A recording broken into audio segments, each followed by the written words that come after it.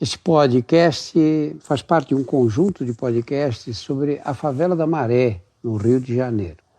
Eu conheci a favela, andei pelas ruas da favela, logicamente escoltado por habitantes locais, porque lá o tráfico é pesado. E num convite do coreógrafo Ivaldo Bertazzo, que organizou um espetáculo maravilhoso de dança com os adolescentes da Maré.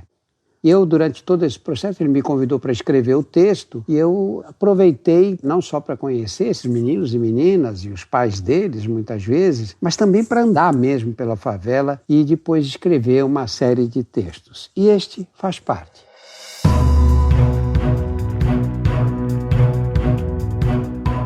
Olá, eu sou Drauzio Varela e aqui você vai ouvir outras histórias.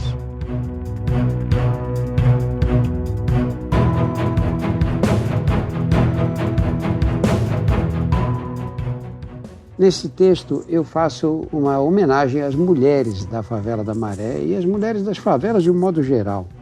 O texto diz assim: na solidariedade ao sofrimento alheio e no controle da unidade familiar, as mulheres são imbatíveis.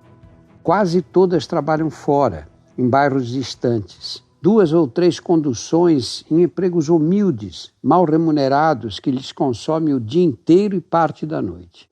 Ainda assim, encontram energia para acordar de madrugada, ir para o fogão preparar as refeições do dia, servir o café, acordar e vestir as crianças para deixá-las na escola antes de tomar o primeiro ônibus. Muitas são o homem da casa. O companheiro foi embora ou se separou, outras são mães solteiras, mas em muitas casas os filhos só contam com elas.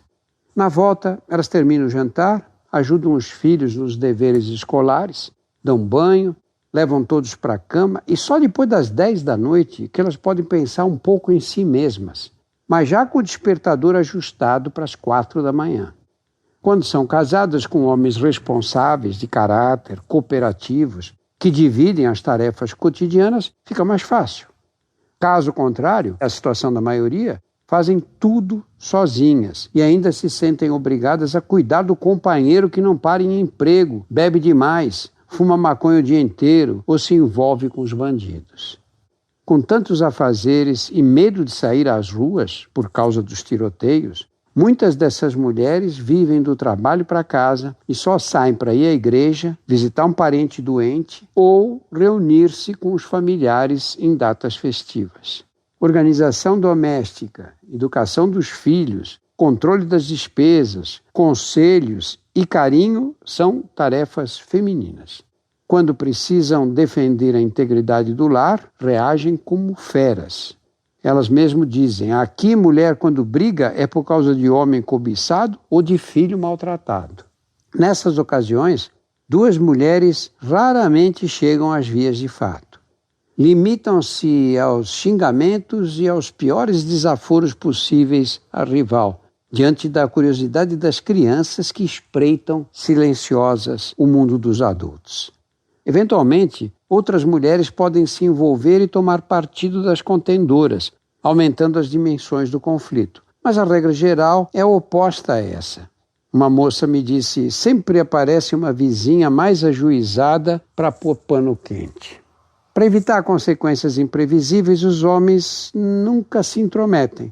Em briga de mulher, homem que é homem não mete a colher, como elas mesmas dizem.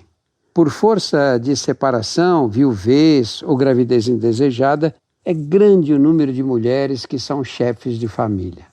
Criam os filhos com a maior dificuldade e, quando poderiam desfrutar a tranquilidade de vê-los crescidos, são obrigados a assumir a responsabilidade da criação dos netos trazidos ao mundo pelas filhas adolescentes.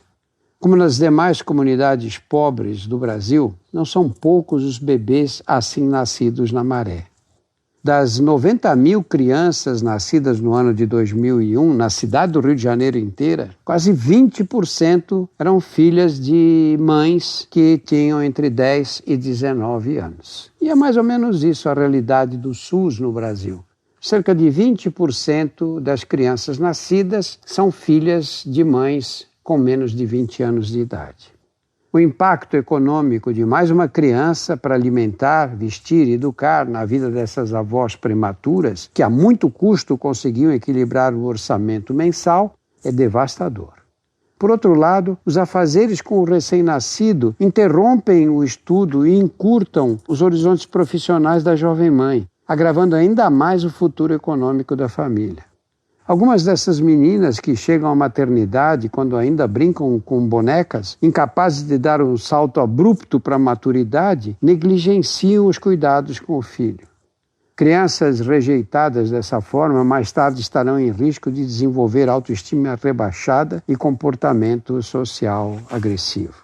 A maioria dessas adolescentes que dão à luz, no entanto, pressionadas pelas necessidades sem fim das crianças, queimam etapas do desenvolvimento pessoal e experimentam amadurecimento precoce, sem chegar a viver as fases fundamentais da adolescência. Isso vai ter consequências futuras imprevisíveis para o equilíbrio psicológico. Mas, de qualquer forma, toda a estrutura social é mantida pelas mulheres. São elas que tomam todas as providências, são elas que cuidam das pessoas doentes, são elas que ajudam as outras, que se ajudam mutuamente. As mulheres são as pessoas que mantêm as famílias unidas no ambiente mais pobre.